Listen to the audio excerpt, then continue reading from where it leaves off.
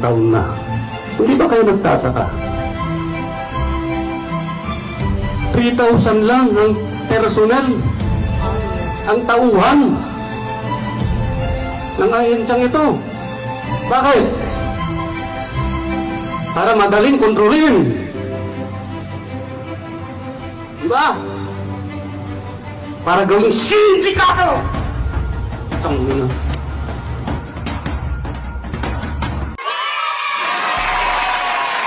Ayan, isang magandang araw sa atin lahat mga kababayan, mga kasulid. Maligayang pagbabalik sa ating channel.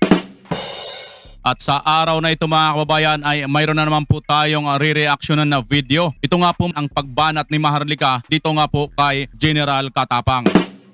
Bakit nga po mga kababayan? Ito po ay patungkol na naman po dyan sa mga mukhang tumutunog na naman pong anomaly dyan sa Bucor. Sa pamamagitan po ito mga kababayan ng mga tinatawag na mga pag-procure or pamimili ng hindi po dumaan sa tamang proseso. Kung inyo pong matatandaan, ito pong si Miss Gcash Girl ay kumikita po, milyonarya na po sa kita dyan sa pag-Gcash dyan sa Bilibid. Ngunit datapwat subalit.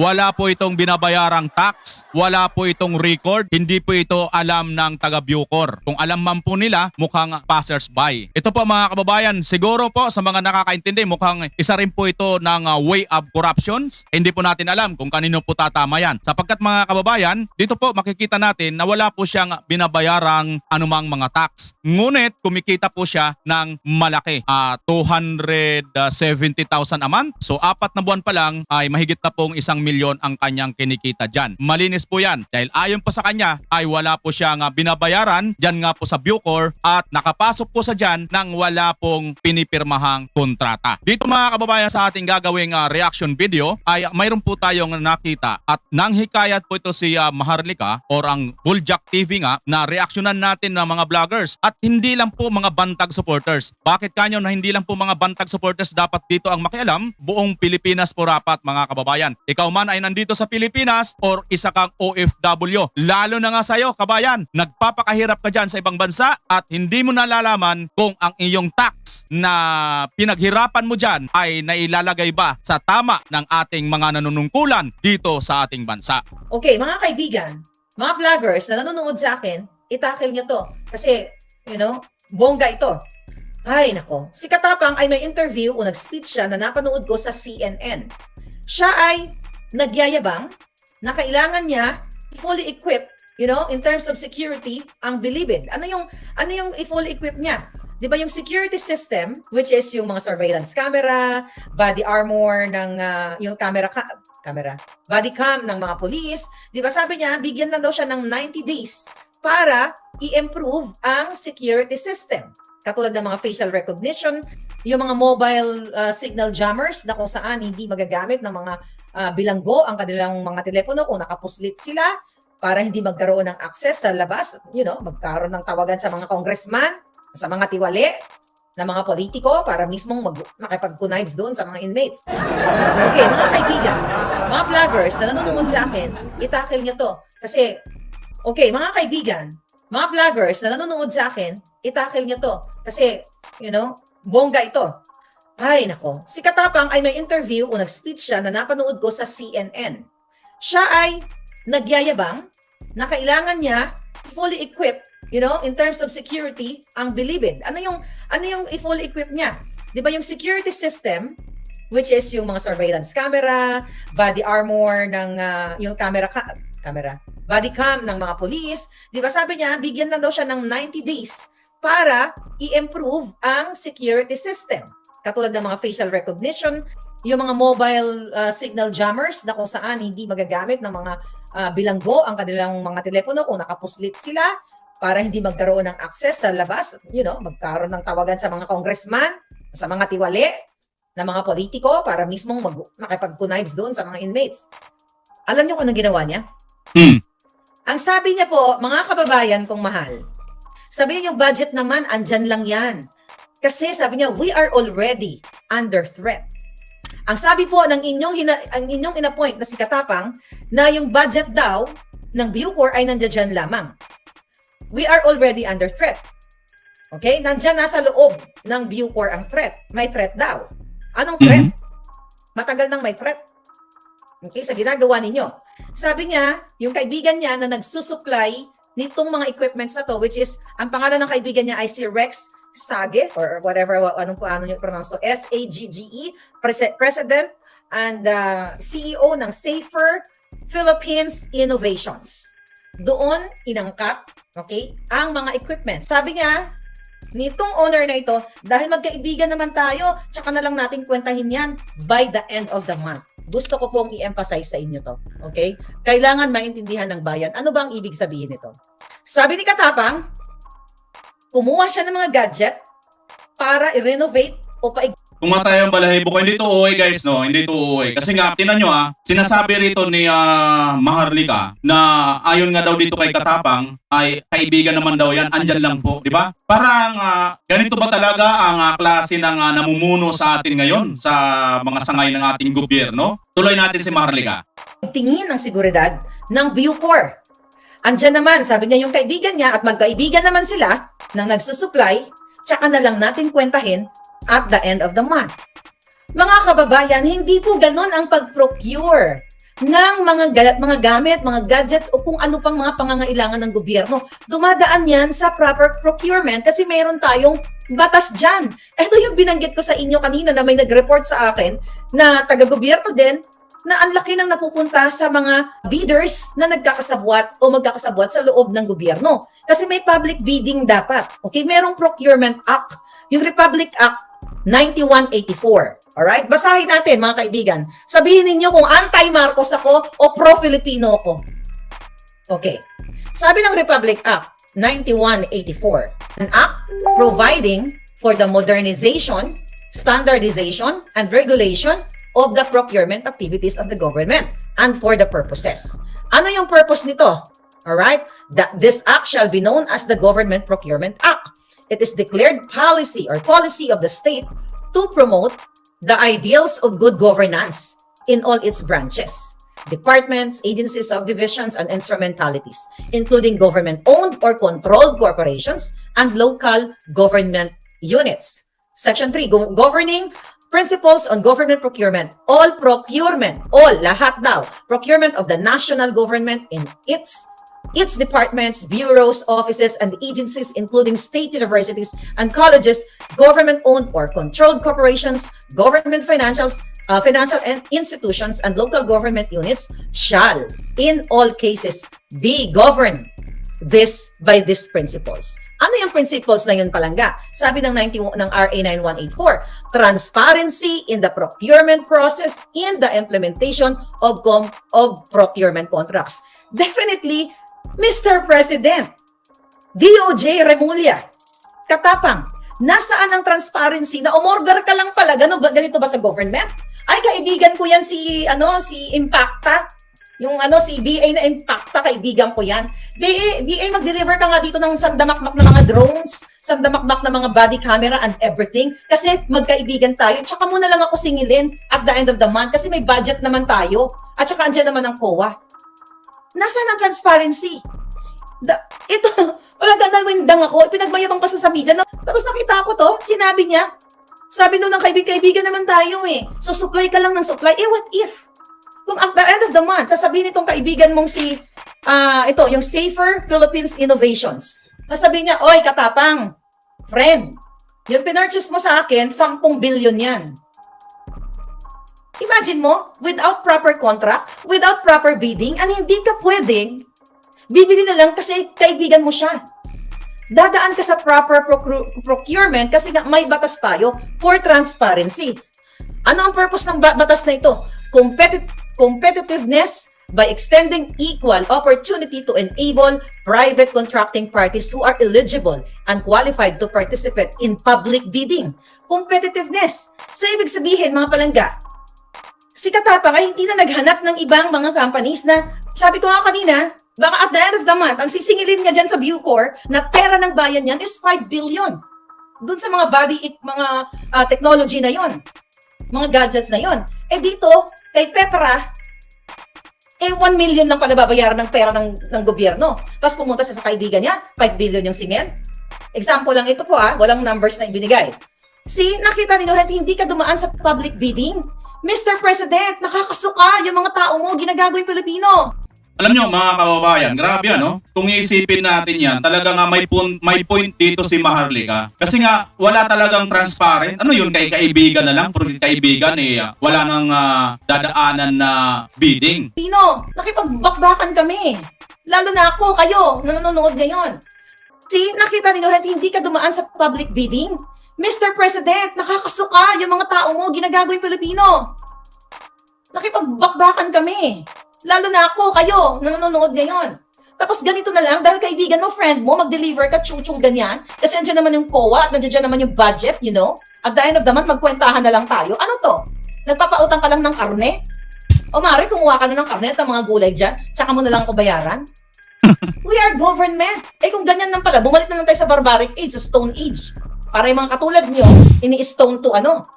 Chutang chili na nakaka-high blood mga palangga. Sabi ko kulang ako, pero yun. Okay, pakinggan natin. Katapang, makinig ka. Pakinggan, hindi kayo nag-aaral eh. Visit kayo eh.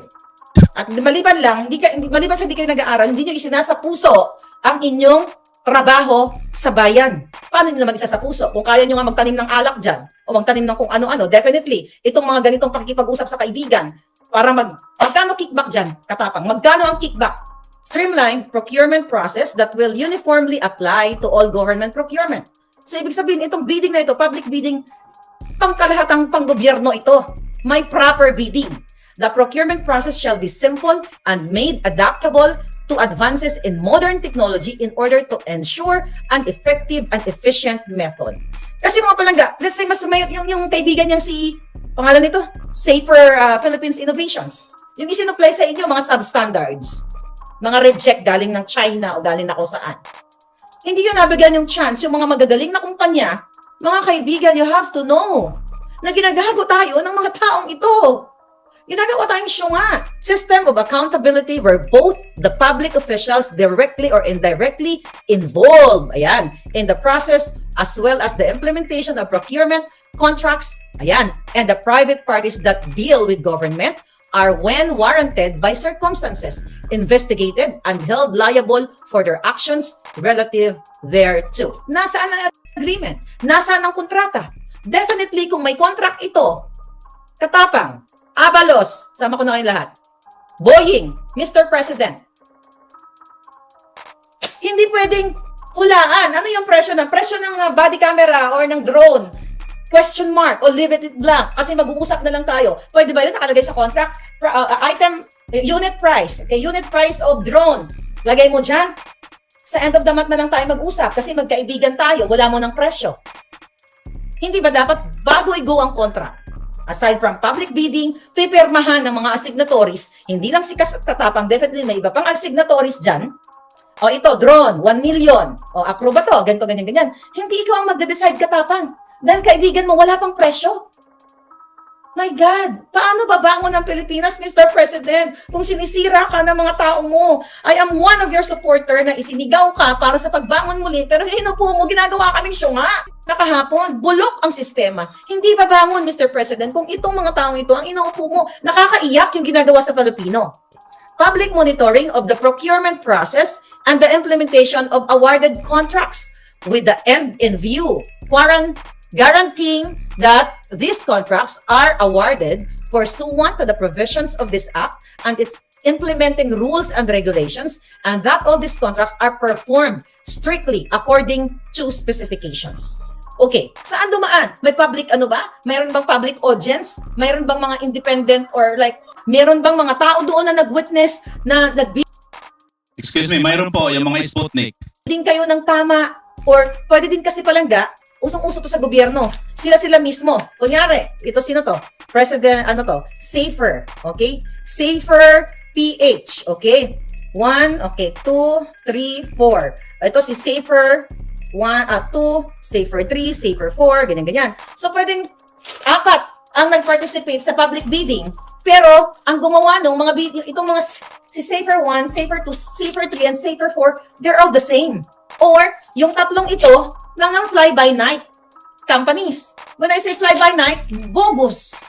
There's no such thing as Safer 2, 3, and 4. Kasi ginawa lang nila tong bidding na to Kunyari sabi ni Bucor, o sige, Safer One, ilagay mo dyan 100 pesos isa yung yung drone mo. Okay? Ngayon, sabi, tapos yung maganda, kumbaga, ikaw yung materialis puertes, ikaw yung pinakabagandang produkto. Sabi naman ni Safer to, o sige, 200 ako dito, ito 500, ito 1,000. So definitely, kung ako ang titingin dito, mga palangga, kung ako ang magpo-procure, ako ang decision maker dito, pupunta ako dito kay Safer One na 100 lang at maganda pa ang kanilang mga produkto. Hindi ako pupunta kay 2, 3, and 4, pero actually, ang totoo, magkakasabot lang yung apat na yan. See kung gaano yung inaano yung Filipino or scope and application. This act shall apply to the procurement of infrastructure, projects, goods, and consulting services, regardless of source of funds, whether local or foreign, by all branches and instrumentalities of government. Its department offices and agencies including government-owned. I think I read that before. All right? Sorry about that. Inulit ko lang. All right. Okay. Sabi dito, section. Diyos ko po, ang lola nyo pagalit. Lumabas na matigas na dila ni Inday. Okay, section 5, definition of terms. Okay, for purposes of this act, the following terms of words and phrases shall mean or be understood as follows. Letter A, approved budget for the contract. Walang approved budget for the contract kasi sabi ni Katapang, kaibigan naman kami. Tsaka na lang tayo mag-computan at the end of the month. So where is the budget contract for this particular project, Mr. Katapang? Na sinasabi mo, you will ensure that in 90 days, the Bucor will be improved by these technologies. Where is the approved budget for that? Kung sinabi mo sa kaibigan mo, at the end of the month na lang tayo mag-usap. So nasaan yung approved contract? Wala. Kasi sabi niya, kaibigan ko naman yan. Mag-usap na lang kami at the end of the month. The heck, Mr. President, what's going on with my country? Refers to the documents issued, okay, by the procuring entity as the basis for bids, furnishing all information necessary for a prospective bidder to prepare a bid for the goods, infrastructure projects, and consulting services to be provided. Yung bidding documents, nakalagay doon ano ang pangangailangan nitong department na ito ng Bilibid. Bilibid. Nakalagay doon kung ano yung pangangailangan mo ng department mo. 10 drone, anong specifications? Kasi hindi pwedeng huhulaan ng supplier yon. Hindi pwedeng sasabihin ng supplier, hindi pwedeng ang supplier ang magde-decide. Ang magde-decide yung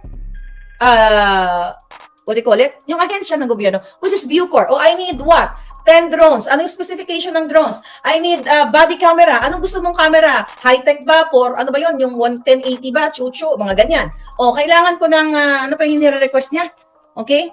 Facial recognition machine. Anong gusto mo? Ano bang size nito? Ano bang bigat? Ano ba yung budget mo lang dito? Hindi mo pwede nga sabihin mo sa kaibigan mo, bahala ka na pare, mag-usap na lang tayo pag at the end of the month. You cannot do that. Huwag yun na maggawing syunga ang taong bayan. 2022 na tayo, nasa social media age na tayo, hindi kayo makakalusot. Bid refers to a signed offer or proposal submitted by a supplier, manufacturer, distributor, contractor, or consultant in response to the bidding document. See that? Gagawa ka ng request, bidding documents, mga jutang gini na kayo, Safer, 1, 2, 3, 4, 5, gusto nyo mag-participate, ito ang kailangan namin. Then, the companies na mag-participate ng public bidding, magsasubmit din sila ng kanilang offer. That's how you do it. Refers to a method of procurement which is open to participation by any interested party and which consists of the following processes. Advertisement. Okay, dapat mag-advertise ang gobyerno. Pre-bid conference, eligibility screening of prospective bidders, receipt and opening of bids, evaluation of bids, post-qualification, and award of contract, di ba? The specific requirements and mechanics of which shall be defined in the IRR or the implementation regulations to be promulgated under this act. So, ibig sabihin, dapat nga nagpapahibalo pa kayo, pahibalo, nagkakaroon tayo ng public announcement. Ito yung pinag-usapan namin kanina nung tumawag sa akin about bidding nga, hindi ko pa nababasa yung mga documents niya na isi-send sa akin, na dito po napupunta ang pera natin ng mga Pilipino, mga OFW, lahat tayo na nasa Pilipinas ka man, nasa labas ka man, especially mga nagsisend ng remittance, tinataksan tayo and everything. Pera natin to. Pero hindi to pera ni BBM. Hindi to pera ni DOJ. Hindi to pera ni Katapang na magdedesisyon lang kayo na, okay, friendship naman tayo, at the end of the month na lang tayo mag-usap. Magbibigay kayo ng pahibalo ng announcement sa taong bayan para naman yung ibang mga negosyante na talagang honest to goodness sila nagbe-business, magkakaroon din sila ng chance, 'di ba? Para mag-supply sa gobyerno. Hindi eh. Ang nangyayari kasi ganito yan mga kaibigan, sa hindi nakakaalam. For sure, iba, marami na kayo nakakaalam. Kaya nga ang daming gustong tumarabaho, mag-work sa government. Katulad dito ni Katapang. O, kita mo, atat na atat ang mga hitad.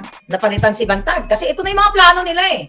Na pwede kang tumawag sa kaibigan mo to supply this millions, maybe billions of technologies without proper bidding, without agreement, without chuchu, o ano man. Bakit?